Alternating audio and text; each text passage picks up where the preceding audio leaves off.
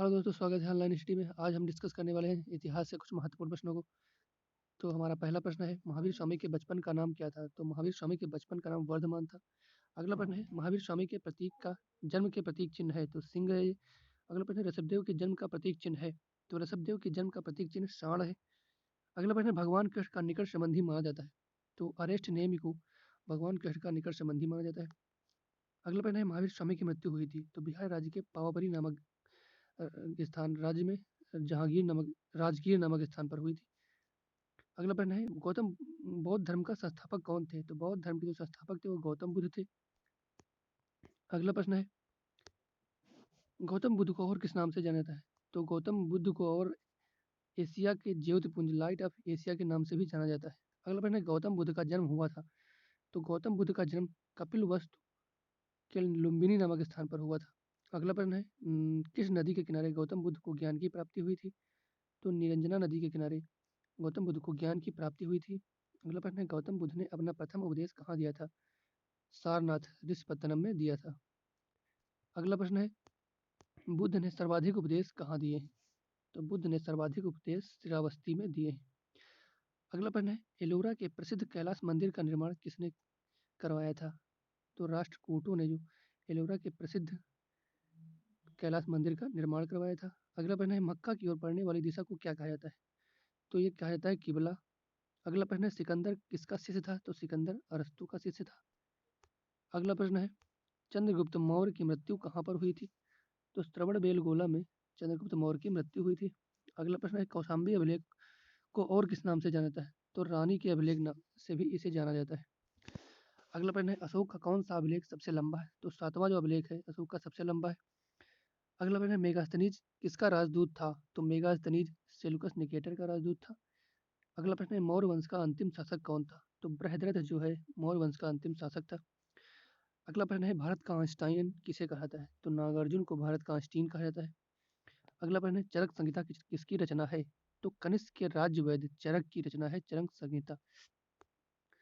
अगला प्रश्न है, रेशम बनाने की तकनीकी का आविष्कार कहाँ हुआ था? तो ये चीन में हुआ था। अगला प्रश्न है, भारत का नेपोलियन किसे कहा जाता है? तो समुद्रगुप्त को भारत का नेपोलियन कहा जाता है।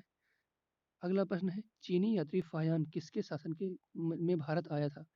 तो चंद्रगुप्त द्वितीय के शासनकाल में फाहियान भारत आया था।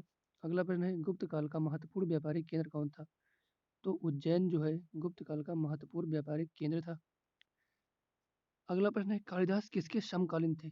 चंद्रगुप्त द्वितीय के समकालीन थे। अगला प्रश्न है, चंद्रगुप्त द्वितीय के दरबार में रहने वाले आयुर्वेदाचार्य कौन थे? तो धनवंतर जो थे वो चंद्रगुप्त द्वितीय के दरबार में रहने वाले प्रमुख आयुर्वेदाचार्य थे। अगला प्रश्न है, गुप्त राजाओं की शासकीय भाषा कौन सी थी? तो संस्कृत जो है गुप्त राजाओं की शासकीय भाषा थी।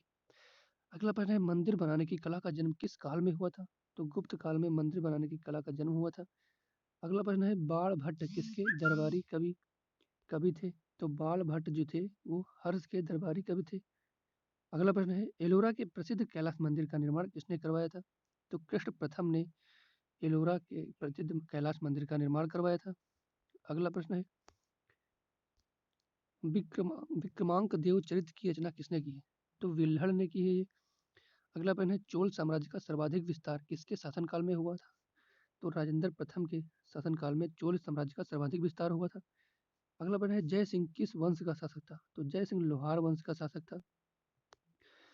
अगला प्रश्न है, चंदावर का युद्ध कब और किसके बीच हुआ था? तो चंदावर का युद्ध 1194 में जयचंद और गौरी के मध्य हुआ था, जिसमें गौरी विजयी हुआ था। अगला प्रश्न है, अढ़ाई दिन का झोपड़ा किसने बनवाया था?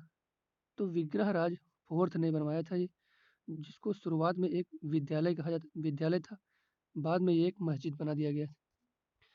अगला प्रश्न है, तराइन का प्रथम युद्ध किसके किसके बीच हुआ था? तो गौरी एवं पृथ्वीराज के मध्य हुआ था। अगला प्रश्न है, चंदेल वंश का संस्थापक कौन कौन है? तो नन्नुक जो था वो चंदेल वंश का संस्थापक था।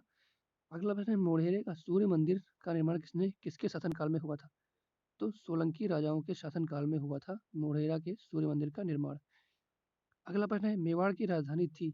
तो चित्तौड़ जो है मेवाड़ की राजधानी थी।